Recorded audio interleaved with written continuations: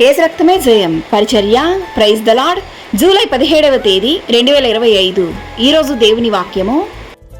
వారికిలాగున జరుగును, వారు వేడుకొనక మునుపు నేను ఉత్తరమిచ్చెదను, వారు మనవి చేయుచుండగా నేను ఆలంకించెదను.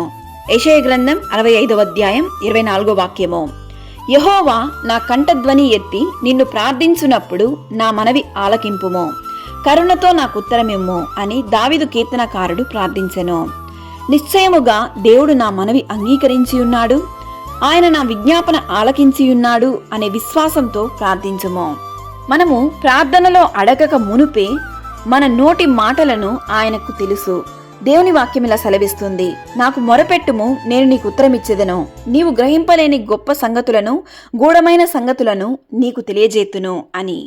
మీరు నాకు మొరపెట్టుతురేని, మీరు నాకు ప్రార్థన చేయిచు వత్తురేని, నేను మీ మనవి ఆలకింతును.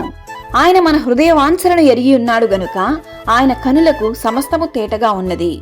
మనము ప్రార్థించేటప్పుడు నీతి, నిజాయితీ, పరిశుద్ధత, యథార్థత కలిగి ప్రార్థించాలి.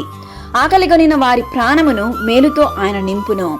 ఎక్కువగా ప్రార్థన చేసే వారి కంటే నిజాయితీగా ప్రార్థన చేసే ప్రార్థనని దేవుడు ఆలకిస్తాడు. నీ ప్రార్థనలన్నీ యెహోవా సఫలపరచును గాక.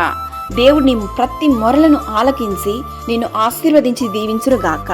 ఆమేన్. God bless you.